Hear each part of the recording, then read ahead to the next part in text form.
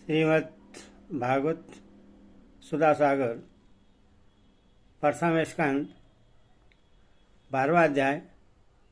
आज आपको परीक्षित के जन्म के बारे में बताऊंगा। सज्जनों, इस चैनल को आप सब्सक्राइब एंड लाइक जरूर करें। कथा सुनिए परीक्षित के जन्म के बारे में। सौनक जी ने कहा, अश्वत्थामा ने जो अत्यंत तेजस्वी ब्रह्मास्त्र चलाया था उससे उत्तरा का गर्भ नष्ट हो गया था, परंतु भगवान ने उसे पुनः जीवित कर दिया। उस गर्भ से पैदा हुए महाज्ञानी महात्मा परीक्षित के, जिन्हें सुखदेव जी ने ज्ञानोपदेश दिया था, जन्म कर्म मृत्यु और उसके बाद जो गति उन्हें प्राप्त हुई, वह सब यदि आप ठीक समझें तो कहें। हम लोग बड़ी श्रद्धा के साथ सुनना चाहते हैं। सूर्य ने कहा, धर्मराज युधिष्ठिर, अपनी प्रजा को प्रश्न रखते हुए पिता के समान उसका पालन करने लगे। भगवान श्री कृष्ण के चरण कमलों के सेवन से वे समस्त भोगों से निष्वश हो गए थे। सनकादि ऋषि, उनके पास अतुल संपत्ति थी। उन्होंने बड़े बड़े यज्ञ किए थे तथा उनके फलस्वरूप श्रेष्ठ लोगों का अधिकार प्राप्त किया था। उनकी रानियां और भाई अनुकूल थे। सारी पृथ्वी उनकी थी। वे जम्बूद्वीप के स्वामी थे और उनकी कीर्ति स्वर्ग तक फैली हुई थी। उनके पास भोग की ऐसी सामग्री थी जिसके लिए देवता लोग भी लालायित रहते थे, परंतु जैसे भूखे मनुष्य को भोजन के अतिरिक्त दूसरे पदार्थ नहीं सुहाते, वैसे उन्हें भगवान के सिवा दूसरी कोई वस्तु सुख नहीं देती थी। सौनक जी, उत्तरा के गर्भ में स्थित वह वीर शिशु परीक्षित जब अश्वत्थामा के ब्रह्मास्त्र के तेज से जलने लगा, तब उसने देखा कि उसकी आंखों के सामने एक ज्योतिमय पुरुष है। वह देखने में तो अंगूठे भर का है, परंतु उसका स्वरूप बहुत ही निर्मल है। अत्यंत सुंदर श्याम शरीर है। बिजली के समान चमकता हुआ पीताम्बर धारण किए हुए है। सिर पर सोने का मुकुट झिलमिला रहा है। उस निर्विकार पुरुष की बड़ी ही सुंदर लंबी लंबी 4 भुजाएं हैं। कानों में तपाए हुए स्वर्ण के सुंदर कुंडल है। आंखों में लालिमा है। हाथ में लूके के समान जलती हुई गदा लेकर उससे बार बार घुमाता जा रहा है और स्वयं शिशु के चारों ओर घूम रहा है। जैसे सूर्य अपनी किरणों से कोहरे को भगा देता है, वैसे ही वह उस गदा के द्वारा ब्रह्मास्त्र के तेज को शांत करता जा रहा है। उस पुरुष की अपने समीप देखकर वह गर्भ शिशु सोचने लगा कि यह कौन है। इस प्रकार उस 10 मास के गर्भ शिशु के सामने ही धर्म रक्षक अप्रेमय भगवान श्री कृष्ण ब्रह्मास्त्र के तेज को शांत करके वही अंतर ध्यान हो गए। तदंतर अनुकूल ग्रहों के उदय से युक्त समस्त सद्गुणों को विकसित करने वाले शुभ समय में पांडवों के वंशधर परीक्षित का जन्म हुआ। जन्म के समय ही वह बालक इतना तेजस्वी दिख पड़ता था, मानो स्वयं पांडु ने ही फिर से जन्म लिया हो। पौत्र के जन्म की बात सुनकर राजा युधिष्ठिर मन में बहुत प्रश्न हुए। उन्होंने धौम्य, कृपाचार्य आदि ब्राह्मणों से मंगल वाचन और जात कर्म संस्कार करवाए। महाराज युधिष्ठिर दान के योग्य समय को जानते थे। उन्होंने प्रजातीर्थ नामक काल में अर्थात नाल काटने के पहले ही ब्राह्मणों को सुवर्ण, गौवें, पृथ्वी, गांव, उत्तम जाति के हाथी, घोड़े और उत्तम अन्न का दान दिया। ब्राह्मण ने संतुष्ट होकर अत्यंत विनयी युधिष्ठिर से कहा, पूर्ववर्ष शिरोमणि, काल की दुनिवार गति से यह पवित्र पुरुवंश मिटना ही चाहता था, परंतु तुम लोगों पर कृपा करने के लिए भगवान विष्णु ने यह बालक देकर इसकी रक्षा कर दी, इसीलिए इसका नाम विष्णुरात होगा।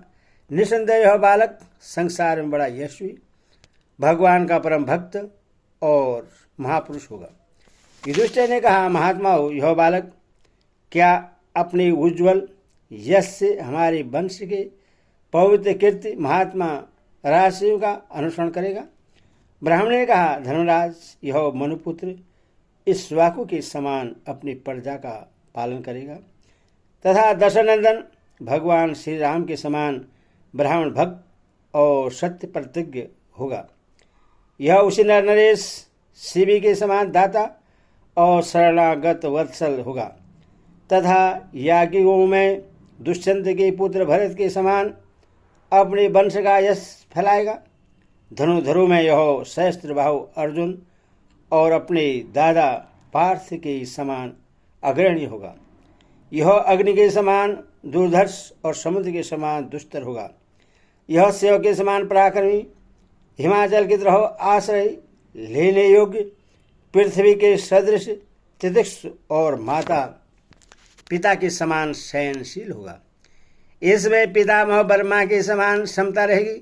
भगवान शंकर की तरह यह कृपालु होगा और संपूर्ण प्राणियों को आश्रय देने में यह लक्ष्मीपति भगवान विष्णु के समान होगा। यह समस्त षड गुणों की महिमा धारण करने में श्री कृष्ण का अनुयायी होगा। रतिदेव के समान उदार होगा और यदादि के समान धार्मिक होगा।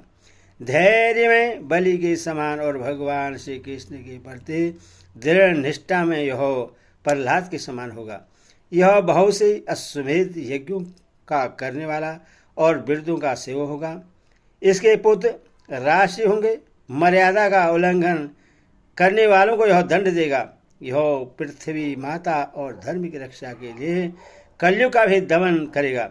ब्राह्मण कुमार के सांप से तक्षक के द्वारा अपनी मृत्यु सुनकर यह सबकी आसक्ति छोड़ देगा और भगवान के चरणों की शरण लेगा। राजन व्यासनंदन सुखदेव जी से यह आत्मा के यथार्थ स्वरूप का ज्ञान प्राप्त करेगा और अंत में गंगा तट पर अपने शरीर को त्याग कर निश्चय ही अभय पद प्राप्त करेगा। ज्योतिष शास्त्र के विशेषज्ञ ब्राह्मण राजा युधिष्ठिर को इस प्रकार बालक के जन्म लग्न का फल बतलाकर और भेंट पूजा लेकर अपने अपने घर चले गए। वहीं यह बालक संसार में परीक्षित नाम से प्रसिद्ध हुआ, क्योंकि यह समर्थ बालक गर्भ में जिस पुरुष का दर्शन पा चुका था उसका स्मरण करता हुआ लोगों में उसी की परीक्षा करता रहता था। और देखें इनमें से कौन सा वह है जैसे शुक्ल पक्ष में दिन प्रतिदिन चंद्रमा अपनी कलाओं से पूर्ण होता हुआ बढ़ता है, वैसे ही वह राजकुमार भी अपने गुरुजनों के लालन पालन से कर्मश अनुदित बढ़ता हुआ शीघ्र ही सयाना हो गया। इसी समय सज्जनों के वध का प्रायश्चित करने के लिए राजा युधिष्ठिर ने अश्वमेध यज्ञ के द्वारा भगवान की आराधना करने का विचार किया, परंतु प्रजा से वसूल किए हुए कर और दंड जुर्माने की रकम के अतिरिक्त और धन न होने के कारण वे बड़ी चिंता में पड़ गए। उनका अभिप्राय समझकर भगवान श्री कृष्ण की प्रेरणा से उनके भाई उत्तर दिशा में राजा मरुत और ब्राह्मणों द्वारा छोड़ा हुआ बहुत सा धन ले आए। उससे यज्ञ की सामग्री एकत्र करके धर्मवीर महाराज युधिष्ठिर ने 3 अश्वमेध यज्ञों के द्वारा भगवान की पूजा की। युधिष्ठिर के निमंत्रण से पधारे हुए भगवान ब्राह्मणों द्वारा उनका यज्ञ संपन्न कराकर अपने सुहृदय पांडवों की प्रसन्नता के लिए कई महीने तक वहीं रहे।